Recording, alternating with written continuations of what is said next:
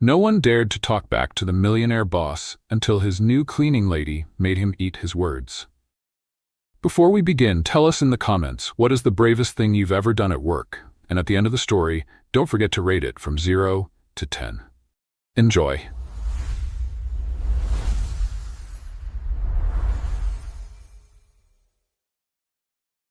The 50th floor of the Sterling Enterprises Tower was less of an office and more of a temple, dedicated to the god of terrified silence, and its high priest was Julian Sterling. At 42, Julian had a reputation carved from granite and ice. He didn't run his multi-billion-dollar real estate empire. He commanded it. His meetings were legendary for their brutal efficiency, where a single misplaced word or a poorly formatted chart could result in a cold, quiet dismissal. He moved through the hallways like a shark, and his employees were the terrified fish who scattered in his wake. His philosophy was simple. Emotion was a weakness, questions were a form of insubordination, and the cleaning staff were meant to be invisible. This was a lesson the night crew knew all too well. They had a silent, unwritten rule. If you saw Mr. Sterling working late, you did not enter his office. You did not make a sound. You became a ghost, finishing your duties and disappearing before he even registered your presence. All of them followed this rule. All of them, except for the new girl. Her name was Maya. She was 28, with warm, intelligent eyes that missed nothing, and a quiet energy that was more like a steady flame than a flickering candle. She had been working at Sterling Enterprises for exactly 1 week, and she had already concluded that the company's biggest liability wasn't in its stock portfolio. It was the suffocating fear emanating from the CEO's office. The confrontation, when it came, was not something anyone could have predicted. It was a Wednesday night, and Julian was in a foul mood. A massive deal in Dubai had hit a snag, and he had been on a series of brutal conference calls for hours. He was standing in his vast glass-walled office, staring out at the glittering lights of the city, when Maya quietly pushed her cleaning cart to his doorway. She knocked softly on the doorframe. Julian didn't turn. "What?" he snapped, his voice sharp enough to cut glass. "Excuse me, Mr. Sterling," Maya said, her voice calm and clear, betraying none of the nervousness the other cleaners would have shown. "I just need to empty the trash." He turned slowly, his eyes narrowing.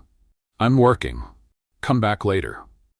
"With all due respect, sir," she replied, not backing down, "my shift ends in 15 minutes. If I come back later, it will be on my own time. I'm sure a man who values efficiency as much as you do can appreciate that." The sheer, unadulterated audacity of her response left him momentarily speechless. No one, not even his most senior vice presidents, spoke to him with such direct, logical defiance. He was about to tell her to get out and not come back, but something in her steady, unapologetic gaze stopped him. "Fine," he bit out. "Be quick and be quiet." Maya nodded and efficiently went about her work. She emptied the wastebasket, wiped down a side table, and was about to leave when she noticed the whiteboard behind his desk. It was covered in a frantic, chaotic web of numbers, arrows, and architectural sketches related to the Dubai deal. She paused for a second, her head tilted, studying the board. Julian, who had turned his back to her, was on the phone with his lead architect. "No, David, that's not a solution," he was saying, his frustration evident. "Moving the support column will compromise the entire atrium design. We need to find a way to maintain the aesthetic without sacrificing structural integrity. It's impossible." "It's not impossible?" a quiet voice said from behind him. Julian froze. He slowly turned around. Maya was standing there, looking at his whiteboard with a focused intensity. "Excuse me?" he said, his voice dangerously low. She seemed to realize she had spoken her thoughts aloud, and a faint blush rose on her cheeks. "I'm sorry," she said quickly. "I shouldn't have. I saw the plans." "You saw the plans," he repeated, his voice dripping with sarcasm as he ended his phone call. "And what? You, the cleaning lady, have a solution that my entire team of MIT-educated architects couldn't find." The old fear, the instinct to apologize and shrink away, flickered in Maya's eyes. But then she looked at the whiteboard again, at the flawed logic of the design, and her passion for structure, for making things right, overrode her fear. "Yes," she said, her voice gaining strength, "I think I do." He let out a short, incredulous laugh. This was too absurd. He was stressed, exhausted, and now he was being lectured on architectural design by the cleaning staff. In a moment of pure, arrogant frustration, he grabbed a marker from the tray and tossed it to her. "All right, genius," he said with a cruel smirk, gesturing to the board. "Go on, dazzle me. Show me the solution. If you can fix this, I'll give you my position as CEO." He was joking, of course. It was a rhetorical flourish meant to humiliate her, to put her back in her place. He expected her to stammer, to apologize, to flee the room in embarrassment. She did not. Maya caught the marker with a surprising one-handed grace. She walked up to the whiteboard, her expression now completely transformed. The quiet, unassuming cleaner was gone. In her place was a woman of intense, focused confidence. She didn't say a word. She just uncapped the marker and began to draw. Her hand moved with a speed and precision that was breathtaking. She didn't erase his team's work. She drew over it, in red, creating new lines, new angles. She sketched a complex system of cantilevered beams and a tension ring structure, a solution that was both elegant and structurally brilliant. It didn't just solve the support column problem. It enhanced the entire aesthetic of the atrium, making it more open, more dynamic. The entire drawing took her less than 2 minutes. When she was finished, she stepped back from the board, capped the marker, and placed it neatly back in the tray. She looked at the revised design, then at the stunned, silent man in front of her. "There," she said, her voice quiet but ringing with an unshakable authority. "You maintain the aesthetic, you increase the structural integrity by 15%, and you actually save on material costs. It's not impossible. You were just looking at the problem from the wrong angle." Julian stared at the whiteboard, his mind struggling to catch up with what he was seeing. The solution was perfect. It was elegant, innovative, and so blindingly obvious now that she had drawn it that he felt a wave of shame for not having seen it himself. He looked from the board to her, at her simple gray uniform, at the faint smudge of dust on her cheek. "Who?" he said, his voice barely a whisper. "Are you?" Maya allowed herself a small, triumphant smile. "I'm the person who just saved your Dubai deal," she said.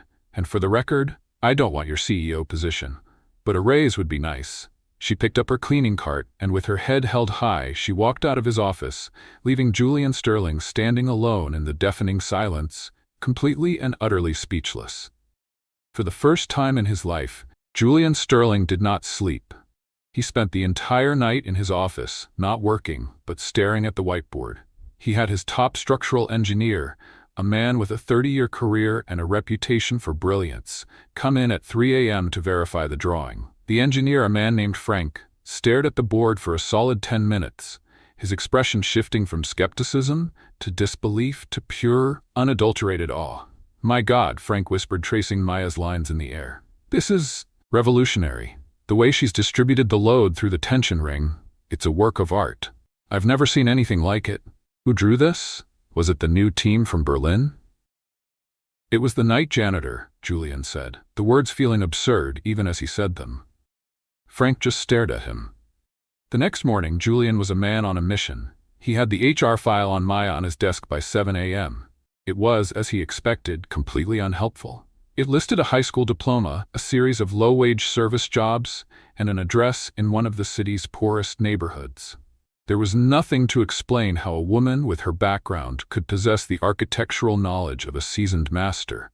He knew he couldn't just ask her, not after the way he had treated her. He had humiliated her, mocked her, and she had responded with a quiet, devastating competence that had completely dismantled his worldview. He needed to understand. He did something he had never done before. He left his tower and drove to her neighborhood. It was a world away from his manicured life of private clubs and high-rise penthouses. It was a place of vibrant murals, of music spilling from open windows, of a raw, resilient energy that he found both intimidating and strangely compelling. He found her apartment building, a modest walk-up with a fire escape that was decorated with potted plants. He didn't go up. He just sat in his car across the street, watching, feeling like a spy in a foreign land.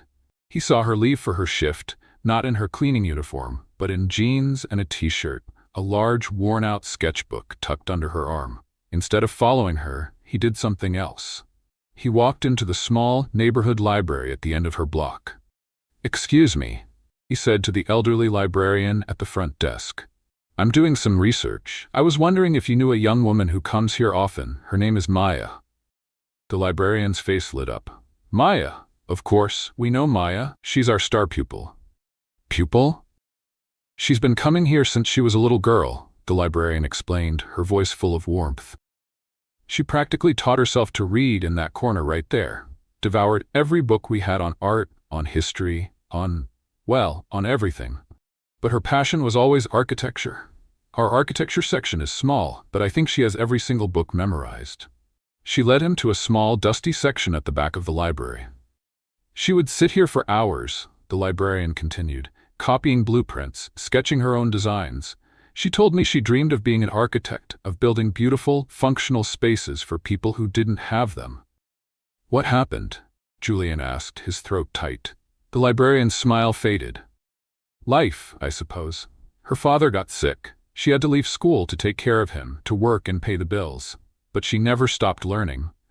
She's the most brilliant mind I've ever known. A true artist, trapped by circumstance." He left the library with the pieces of the puzzle clicking into place. She wasn't just a cleaner who was good at drawing. She was a self-taught architectural genius who had sacrificed her own dreams for her family. He went back to his office a different man. The arrogance was gone, replaced by a profound, humbling respect. He looked at his own life, at the opportunities he had been given, the doors that had been opened for him simply because of his name, and he felt a deep, burning shame. He knew what he had to do. An apology wasn't enough. A raise wasn't enough. He had to give her what the world had denied her, a chance. That evening, he was waiting for her when she arrived for her shift. He met her in the lobby, not as a CEO, but as a man with a proposition. "Maya," he began, his voice steady. "I know about your dream." She froze, her sketchbook clutched to her chest. "What are you talking about?" "I know you're an architect," he said simply. "A brilliant one. And I was a blind, arrogant fool for not seeing it." He took a deep breath. "I am dissolving the in-house design team for the Dubai project." Her eyes widened. "What? Why? You can't do that. People will lose their jobs." "No," he corrected. "I'm reassigning them, because I'm putting a new architect in charge of the entire project." He looked her straight in the eye. "You?" She stared at him, speechless. "Me, Julian, that's insane. I don't have a degree. I don't have a license." "You have something more important," he said. "You have vision. You have a talent that can't be taught in a classroom. We'll hire the technical people, the engineers, the licensed professionals to execute your vision. But the vision, that has to be yours." I can't," she stammered, overwhelmed. "Yes, you can," he insisted, his voice full of a conviction that was absolute. "You've been preparing for this your whole life, in the margins, in the libraries, in the quiet moments when no one was watching. I'm not giving you a gift, Maya. I'm just finally opening the door that should have been open for you all along." She looked at him, at the sincerity in his eyes, and for the first time in a very long time, she allowed herself to hope. "The job is yours," he said, "with a salary that reflects your talent, not your resume. And your first official task as lead architect," he added, a slow smile spreading across his face, "is to tell me where on earth we're going to put the support columns in that atrium." Walking into the design department of Sterling Enterprises the next Monday was like walking into a lion's den. Maya, dressed in a simple but professional black dress she had bought over the weekend, could feel the eyes on her. They weren't just curious, they were hostile. She was an outsider, an anomaly.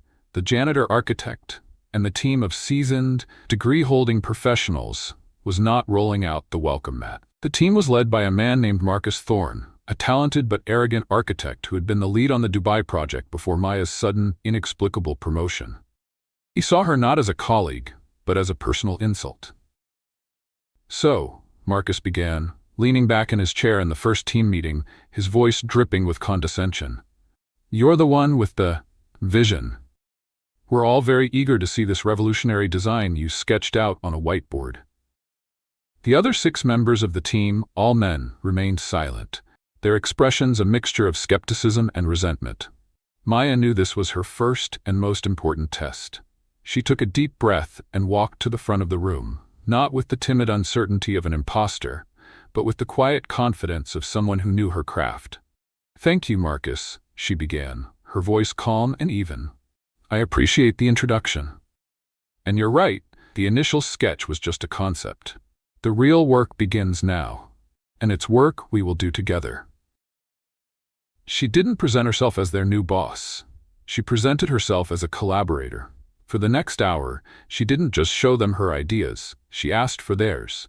She pointed to a flaw in her own initial sketch and asked the team's structural engineer for a better solution.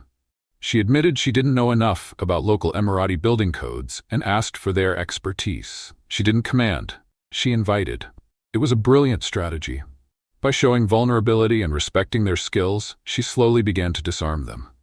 By the end of the meeting, the hostility in the room had lessened, replaced by a grudging curiosity. She hadn't won them over yet, but she had earned a sliver of their attention. Julian watched the entire meeting via a live feed in his office, fascinated. He'd expected her to be intimidated, to struggle. He had been ready to step in and assert her authority for her. But she didn't need him. She was handling the lions on her own, not by roaring louder, but by speaking their language and proving she was one of them, just with a different perspective. Their own interactions settled into a new, complex rhythm. They were now officially colleagues, and they spent hours together, hunched over blueprints and 3D models. The professional barrier was firmly in place, but underneath it, a different kind of connection was growing. He discovered the depth of her knowledge was staggering. She could talk about the history of Gothic architecture, the principles of sustainable design, and the subtle psychological impact of light and space on human emotion. She didn't just design buildings, she designed feelings. She, in turn, discovered a side of him she hadn't expected. He was a ruthless businessman, yes, but he was also a man with a deep, almost obsessive appreciation for beauty and order. He would argue with her for an hour over the precise angle of a window, not for cost reasons, but because he wanted to capture the morning light in a specific way. He wasn't just building a skyscraper, he was composing a symphony of glass and steel. They challenged each other, they argued, they pushed each other to be better. Their creative chemistry was electric, a perfect fusion of his ambitious vision and her human-centric soul. "It needs to be taller," he'd insist, looking at a model of the tower. "A statement, a monument to the future." "It needs to have a soul," she'd counter, adding a small green space, a pocket park on the 30th floor. "A monument is just a block of stone if no one feels welcome inside." He would grumble, but he would almost always, in the end, agree with her. He was learning that a building wasn't just a structure, it was a home for the people who worked within it. The battle in the office, however, was far from over. Marcus Thorne was not a man who gave up easily. He saw Maya as an obstacle to his own ambition, and he began a subtle campaign to undermine her. He would forget to invite her to crucial meetings. He would quietly criticize her designs to other team members, planting seeds of doubt. The situation came to a head with the presentation to the Dubai investors. It was the most important meeting of the project, the one that would secure the final phase of funding. Maya had been working on the presentation for weeks. It was her masterpiece, a beautiful, compelling story of the building, not just as a structure, but as a living, breathing part of the city. The day before the presentation, her entire digital file vanished from the company server. She was in her office, staring at the empty folder on her screen, a cold, sick feeling in the pit of her stomach. Years of her work, her ideas, her chance to finally prove herself, all gone. She knew with a sickening certainty who was behind it, Marcus. But she had no proof. She walked into Julian's office, her face pale. "It's gone," she said, her voice a hollow whisper. "Everything, the presentation, the models, all of it."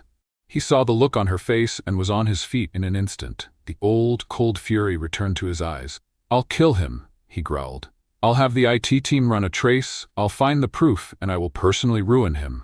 "No," Maya said, her voice surprisingly firm. He stared at her, confused. "No, Maya, he just sabotaged a billion-dollar project. He tried to destroy you. And if you go after him with lawyers and accusations, it will just be a corporate bloodbath," she said, her mind already working. "It will be his word against mine. The board will be forced to take sides. The The project will be delayed for months. It will be chaos. He wants you to react with anger. He wants you to be the ruthless CEO. Don't give him what he wants." "Then what do we do?" he asked, completely lost. "The presentation is in less than 24 hours. We have nothing." She looked at him, and he saw the flame in her eyes reignite. "We have everything we need," she said. "We have the story, and we have a very, very long night ahead of us." What followed was the most intense, exhausting, and strangely exhilarating 18 hours of Julian's life. He canceled all his other appointments. He ordered in enough coffee and food to feed a small army. He and Maya, alone in the vast, silent office, set out to rebuild her entire presentation from scratch. It was a race against time, a marathon of creativity and sheer force of will. He watched, completely in awe, as she worked. She didn't need the digital models. The entire building, every beam, every window, every intricate detail was already built in her mind. She sketched furiously on large sheets of paper, her hands moving with a fluid, confident grace. She dictated technical specifications from memory. She rebuilt the entire narrative of the building, not with flashy graphics, but with simple, powerful words. He was her support team. He found the data she needed, he organized her sketches, he kept her supplied with an endless stream of coffee. He saw not just her genius, but her grit. She never complained. She never faltered. She just worked, fueled by a passion that was as fierce as it was inspiring. At one point, around 4 a.m., she finally stopped, her head slumping onto the table in exhaustion. He gently placed a hand on her shoulder. "You need to rest," he said. "No time," she mumbled into her arms. The facade, the light patterns, still not right. He pulled up a chair beside her. "Then talk me through it," he said. "Let me be your hands for a while." And so in the quiet, pre-dawn hours, she described her vision, her voice soft and sleepy, and he, the powerful CEO, became the humble draftsman, translating her ideas onto the page. They worked together, their minds in perfect sync, a seamless collaboration that was more intimate than any conversation they had ever had. By the time the sun rose over the city, they had it. A presentation made not of slick digital renderings, but of hand-drawn sketches, of handwritten notes, of a story that was raw, authentic, and 1,000 times more powerful than the original. She looked at the pile of work spread across the conference table, then at him. There was a smudge of charcoal on his cheek, and his hair was a mess. He had never looked more handsome. "We did it," she said, a tired but triumphant smile on her face. "No," he corrected, his eyes full of a profound admiration. "You did it. I just held the pencils." They were standing close, the energy of their shared creation a palpable thing between them. The professional lines were gone, erased by the intimacy of a shared, desperate battle. He could see the exhaustion in her eyes, but also the fire. He reached out and gently wiped the smudge of charcoal from his own cheek, where she had inadvertently put it. "You have a little something." Her hand came up to touch her own cheek. "Oh, do I?" Their hands met, his covering hers. The world seemed to narrow to that single point of contact. The city outside, the billion-dollar deal, the looming presentation, it all faded away. There was only the quiet of the room and the soft, warm touch of her skin against his.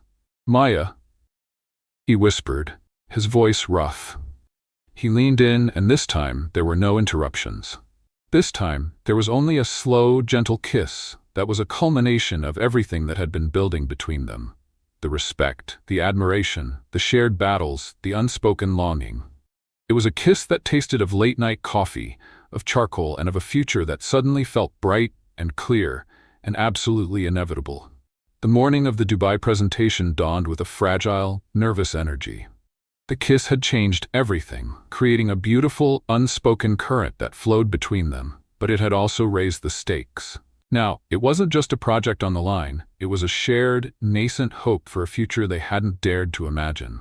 They walked into the boardroom side by side, not as boss and employee, but as a unified front, their shared exhaustion from the all-night session hidden behind a mask of professional calm.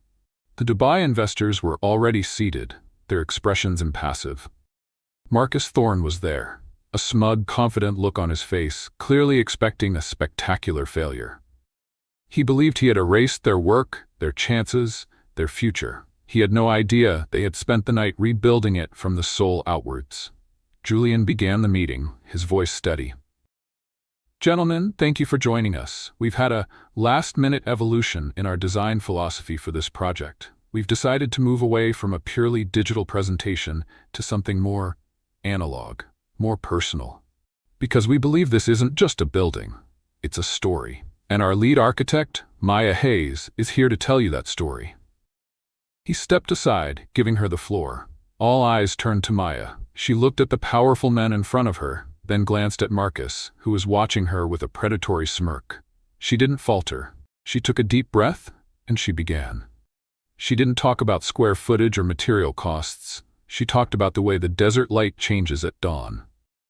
She used her hand-drawn sketches to show them how the building's glass facade was designed to capture that light, to bring the warmth of the sunrise into every office. She spoke of the central atrium not as a multifunctional common space, but as the beating heart of the building, a place for collaboration and community, inspired by the layout of a traditional Arabian souk.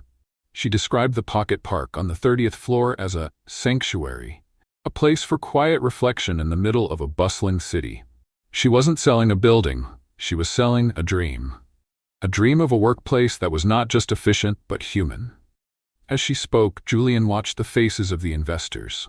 Their impassive masks began to crack. They leaned forward, their eyes engaged. They were captivated, not just by her designs, which were brilliant, but by the passion, the authenticity with which she spoke. Marcus Thorne's smug expression slowly dissolved, replaced by a look of dawning horror. This wasn't supposed to happen. She was supposed to be stammering, unprepared, humiliated. Instead, she was holding the entire room in the palm of her hand. When she finished, the room was silent for a long moment. Then, the lead investor, a sheik with a reputation for being one of the most discerning and ruthless businessmen in the world, slowly began to clap. The rest of the room followed, the applause echoing through the conference room. "Miss Hayes," the sheik said, his voice full of a respect that was rarely given. "In my 30 years of business, I have seen hundreds of presentations for skyscrapers. They all speak of steel and glass and profit. You are the first person who has ever spoken to me about the soul of a building." He turned to Julian. "Mr. Sterling, your company has our full and unconditional support. Build us this dream." The deal was not just saved, it was solidified, stronger than ever. As the investors crowded around Maya congratulating her, Julian walked over to a pale-but trembling Marcus. "My office." "Now," Julian said, his voice a low, deadly whisper. In the cold, sterile quiet of his office, Julian closed the door. "It was you," he said, the words a statement, not a question. "You deleted the files." Marcus, for the first time in his career, looked truly afraid. I don't know what you're talking about." "Don't lie to me, Marcus," Julian said, his voice dangerously calm.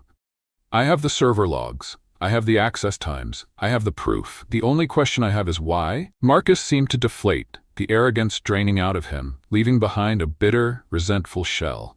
"Because it was my project," he spat, his voice shaking with a mixture of anger and self-pity. "I worked on it for a year, and then you brought her in, a janitor, and you just gave it to her. You handed her my legacy." "It was never your legacy, Marcus," Julian said, his voice cutting. "It was just your job. You design buildings. She understands them. There's a difference." He walked over to his desk and pressed a button on his intercom. "Security. We have a situation on the 50th floor." "You can't do this," Marcus pleaded, his face ashen. "I have a family, a reputation." "You should have thought of that," Julian said, his expression like stone, "before you tried to destroy the reputation of an innocent woman and sabotage a billion-dollar deal out of petty jealousy." As security escorted a defeated Marcus out of the office, Julian felt no triumph, just a profound sense of sadness. He had once been a man not so different from Marcus, a man who valued ambition above all else. Maya had saved him from that path. He found her back in the design department, surrounded by her team who were celebrating their victory. She looked up as he approached, and her smile was the brightest thing in the room. "We did it," she said, her eyes shining. "You did it," he corrected. He waited until the crowd of well-wishers had thinned. "Can I talk to you?" he asked. He led her to his office, the same office where, just 24 hours earlier, they had shared a life-changing kiss. The air was still charged with the memory of it. "Maya," he began, his voice serious. "After what happened today, After what you did, I need to be clear about something. Her heart sank. Was he going to say it was a mistake? That in the light of day, it was all too complicated? I'm in love with you, he said simply, the words direct and unequivocal. I'm not confused. I'm not grateful. I'm in love. With your mind, with your courage, with your chaotic, beautiful soul. I love you. Tears of relief and joy welled in her eyes. I love you too, Julian, she whispered. I think I have for a while. He stepped closer, taking her hands in his. I know this is complicated. I know there are a million reasons why this shouldn't work. The boss and the employee are different worlds. I don't care about our different worlds, she interrupted, her voice firm. I care about the world we can build together. He smiled, a wide, genuine smile that lit up his entire face. Then let's build it, he said, starting now. Their first official date as a real couple was that night. He didn't take her to a fancy, Michelin-starred restaurant. He took her to a small, unassuming jazz club he knew, a place with worn wooden floors and a smoky, intimate atmosphere. They sat in a dark corner booth, listening to the music, their hands linked on the table. They talked for hours, not about work, but about their lives, their dreams. He told her about his lonely childhood, about the pressure of being a sterling. She told him about her father, about his love for art and music, about the sketchbook he had given her just before he died, the one she still carried with her everywhere. He told me to fill it with beauty, she said, her voice soft with memory. Even when the world felt ugly. You've done that, Julian said, his gaze full of a profound tenderness. You fill every room you enter with beauty. Later, as they walked through the quiet, rain-slicked streets of the city, he stopped under a street lamp.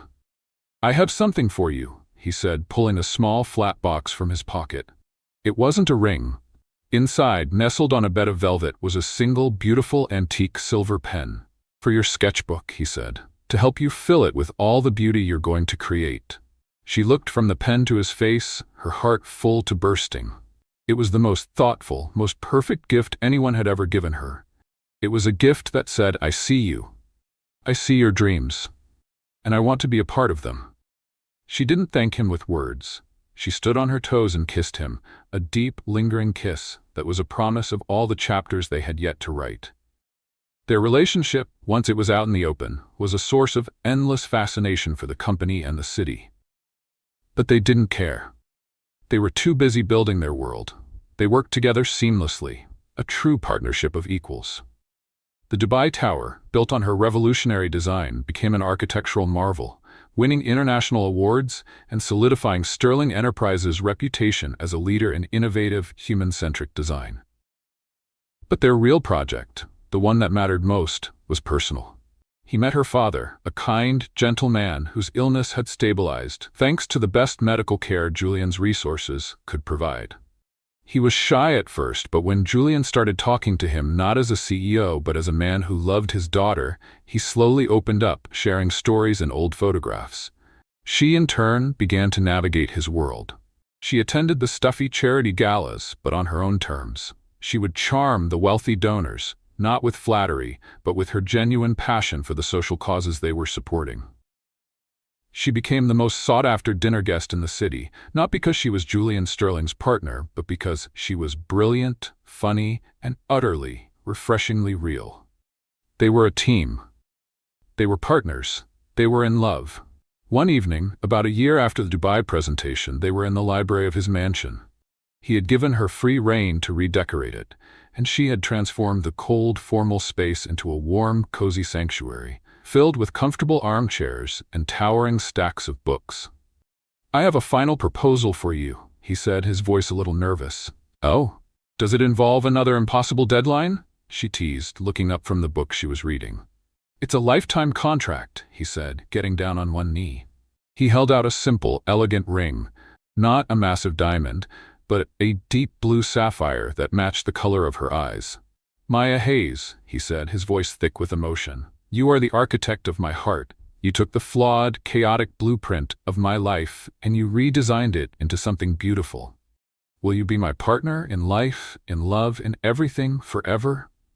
She was already crying happy, joyful tears. Does the contract include a clause about who has to do the dishes? She asked, laughing through her tears. "The contract is negotiable," he said, his own eyes shining, "but my love for you is not." "Then yes," she whispered. "Yes, of course, yes."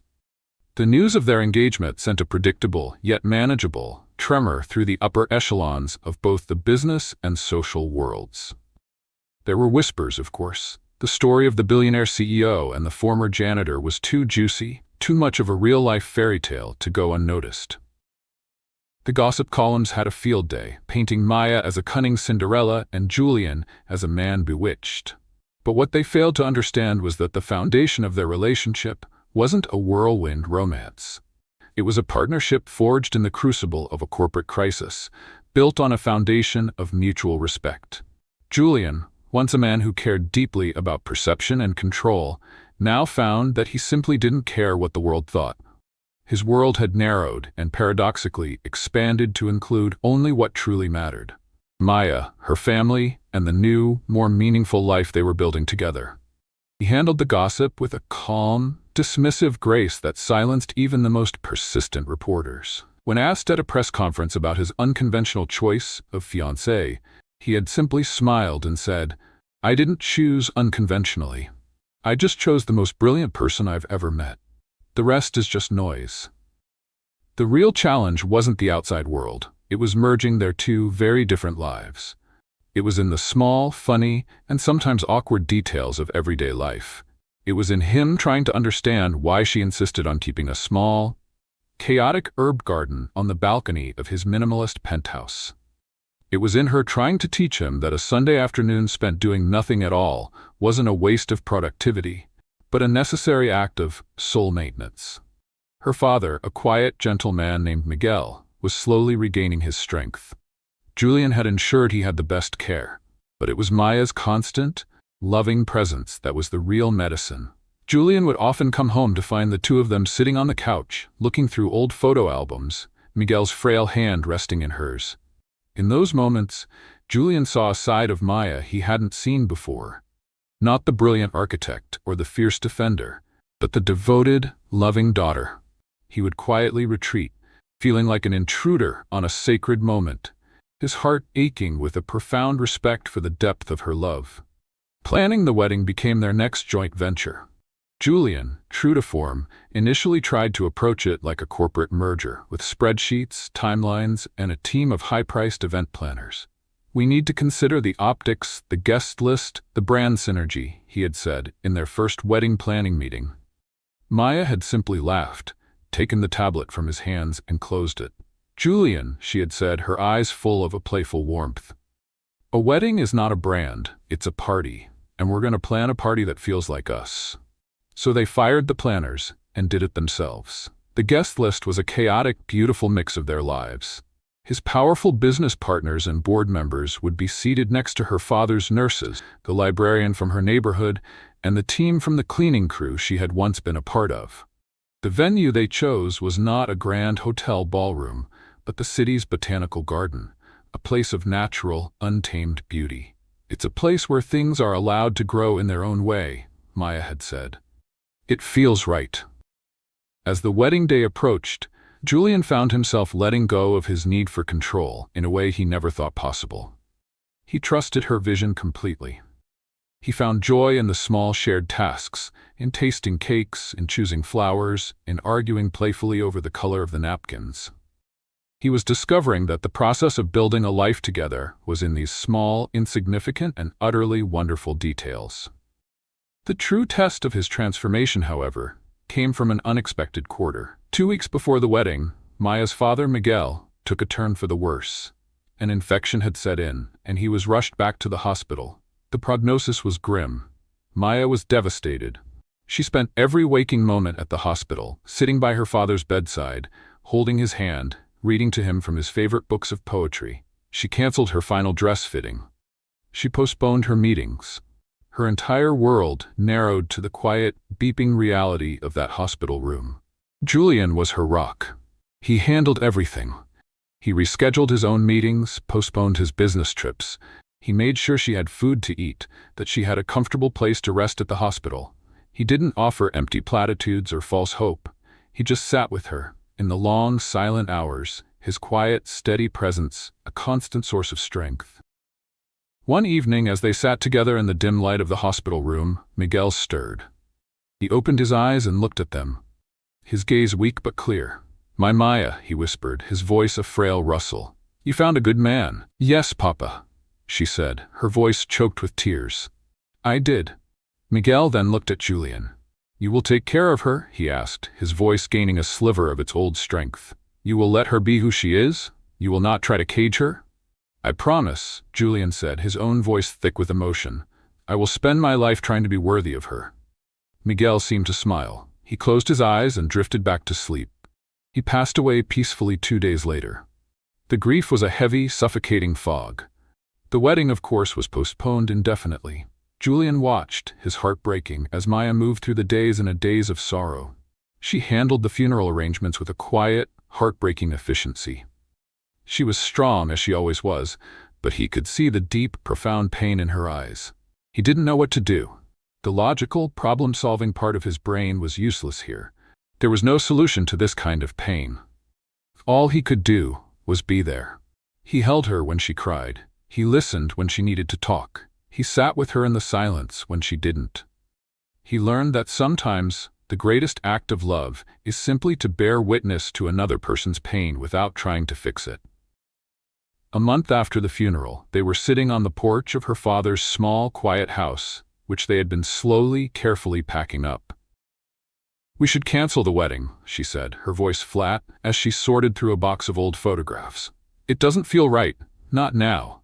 "Okay," he said simply. She looked at him, surprised. "Just, okay? You're not going to argue? You're not going to try to convince me?" "No," he said, taking the box of photos from her and placing it on the table. "I'm going to listen to what you need. If you need to wait, we'll wait. If you need to cancel, we'll cancel. Your heart is what matters right now. Nothing else."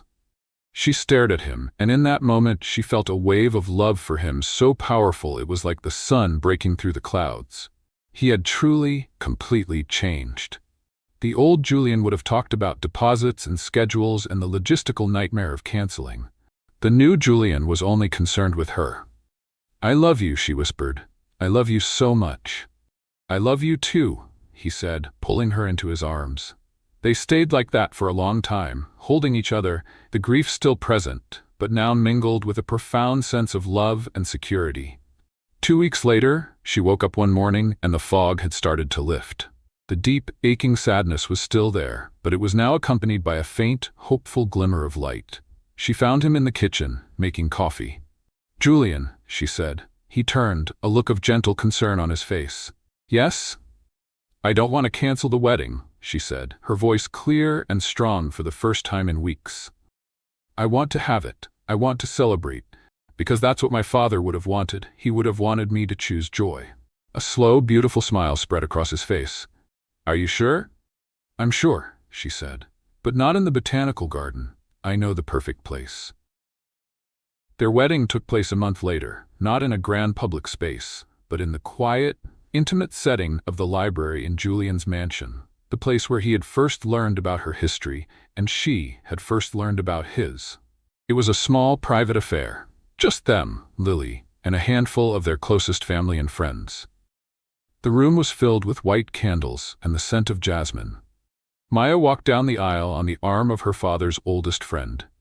She wore a simple, elegant ivory dress, and pinned to her bouquet was a small, silver locket containing a picture of her father. Julian watched her approach, his heart full. They had been through so much, suspicion, sabotage, grief, but they had come through it all, not broken, but stronger, their love tempered and tested and proven to be real. Their vows were simple, heartfelt, and full of the quiet wisdom they had learned from their journey. "You taught me that a home is not a building, but a feeling," he said, his voice thick with emotion. "And you, Maya Hayes, are my home." "You taught me that love is not about finding a perfect person," she said, her voice a soft whisper. "It's about finding a person who is willing to build a perfect love with you, one day at a time." When they were pronounced husband and wife, the small room was filled with a joy that was both profound and deeply peaceful. It was not the end of their story. It was the beginning of their most beautiful chapter yet. Married life was a quiet revelation. For Julian, a man who had lived in a state of perpetual high-stakes motion, the stillness of domestic happiness was a foreign and deeply beautiful landscape. He discovered the simple, profound joy of waking up next to the woman he loved, of the smell of coffee brewing in the kitchen, of the sound of Lily's laughter echoing through the hallways. The vast, sterile mansion, once a symbol of his isolation, was slowly but surely being transformed into a home, filled with the messy, unpredictable, and wonderful chaos of a real family. Maya, in turn, found a sense of peace and security she had never known. She was no longer just surviving, she was thriving. The constant gnawing anxiety that had been her companion for so long was replaced by a calm, steady confidence.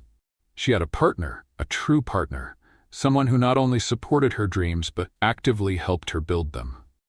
Their first project as a married couple was the official launch of the foundation they had envisioned. They didn't name it after themselves. They named it the Miguel Hayes Foundation for Applied Arts, in honor of her father. Its mission was simple, but powerful: to provide scholarships and mentorship to talented young people from underprivileged backgrounds who, like Maya, dreamed of a career in the arts and design but lacked the resources to pursue it. Julian brought his formidable business acumen to the foundation, ensuring it was run with efficiency and strategic vision. But it was Maya who was its heart and soul. She personally mentored the students, sharing not just her technical skills but her life lessons. She taught them about resilience, about the importance of finding beauty in unexpected places, and about the quiet power of a dream that refuses to die. They became a formidable team, a power couple in the truest sense of the word. They were a fixture in the city's philanthropic scene, but they did it on their own terms. They would attend the stuffy charity galas, but they would always leave early to go home and read bedtime stories to Lily. They built a new kind of legacy, one that was measured not in stock prices, but in the lives they touched. Their family life was a beautiful blend of their two worlds. He taught her how to ski. She taught him how to salsa dance in the kitchen. He introduced her to the complexities of corporate finance. She introduced him to the simple joy of a Saturday afternoon spent flying a kite in the park. Lily was the joyful center of their universe, a happy, thriving little girl who now had two parents who adored her. About a year into their marriage, Maya found herself standing in the now famous library, a small, knowing smile on her face. Julian walked in carrying 2 cups of tea. "What's that look?" he asked, handing her a cup. "That's your I've discovered a secret look." "It is," she said, her eyes twinkling. "A new project, a 9-month collaboration with a very special launch date." She took his hand and placed it on her belly. He stared at her, his mind for once not processing the information. Then his eyes widened with a dawning, incredulous joy. Are we?" he stammered, his voice full of an awe she had never heard before. "Yes," she said, laughing through happy tears. "We are." He lifted her up and spun her around, his own laughter echoing through the quiet, book-lined room. The man who had once believed his heart was permanently closed off was now about to become a father again. His fortress had not just been breached, it had been completely and joyfully conquered. The 9 months that followed were a whirlwind of happy anticipation. Julian was a doting, almost comically overprotective, expectant father. He read every book on pregnancy. He insisted on accompanying her to every doctor's appointment. He would spend hours in the nursery they were designing, debating the precise, optimal shade of yellow for the walls. Maya watched him with a heart full of love. He was pouring all the care and attention he had been afraid to give for so long into this new life they were creating together. He was not just going to be a good father, he was going to be an extraordinary one. Their son, Daniel Miguel Sterling, was born on a crisp autumn morning. He had his mother's warm, intelligent eyes and his father's determined chin.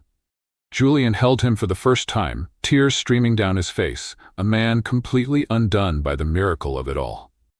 Lily was an ecstatic big sister, immediately taking on the role of Daniel's official story reader and chief cuddle officer.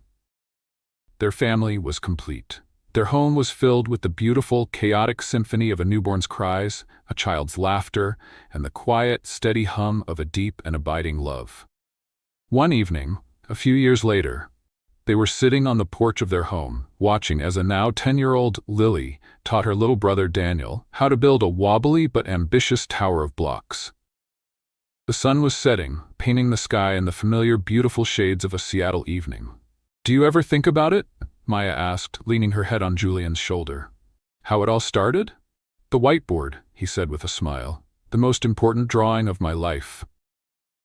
"I was so terrified that night," she confessed. "I thought you were going to destroy me." "I was the one who was terrified," he admitted, pulling her closer. "You walked into my perfectly ordered world and showed me how beautiful chaos could be. You saved me from a life of sterile, lonely success." She smiled. "And you, Julian Sterling, you saved me from a life of quiet, unfulfilled dreams. You saw a masterpiece when all I saw was a mess." They sat in comfortable silence, watching their children play. The ghosts of their pasts were still there, not as haunting figures, but as gentle reminders of the journey they had taken. They were a testament to the fact that even the most broken of things, a heart, a dream, a company, could be redesigned, rebuilt, and made more beautiful and more resilient than before. A cool breeze rustled the leaves in the trees, and the first stars began to appear in the twilight sky. "You know," Julian said, his voice a soft murmur, "I've been thinking about the Dubai Tower." "Oh, thinking of building another one?" "No," he said, a slow, thoughtful smile on his face. "I was thinking about the atrium, the one you designed, the beating heart of the building." He turned to look at her, his eyes full of a love that was as deep and as constant as the stars above them. "You are the atrium of my life, Maya. You're the center of it all, the place where everything connects, where everything makes sense, where all the light comes in." She looked at him, her heart full. "That's the most architectural and the most romantic thing you have ever said." He laughed, a sound that was now as familiar and as comforting to her as her own heartbeat.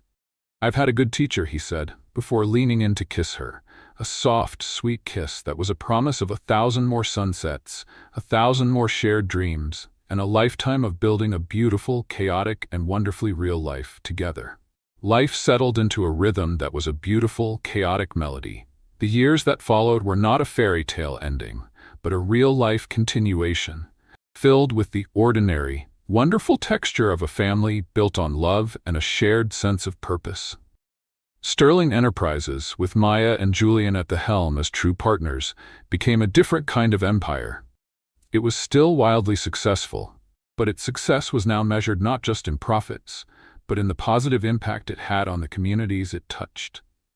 The Maya method, as it became known in business schools, a philosophy of leading with empathy and seeing the story behind the numbers, revolutionized their corporate culture. Their home, once a cold monument to wealth, was now a loud, joyful, and perpetually messy haven. Lily grew into a bright, compassionate teenager with her mother's artistic flair and her father's sharp mind.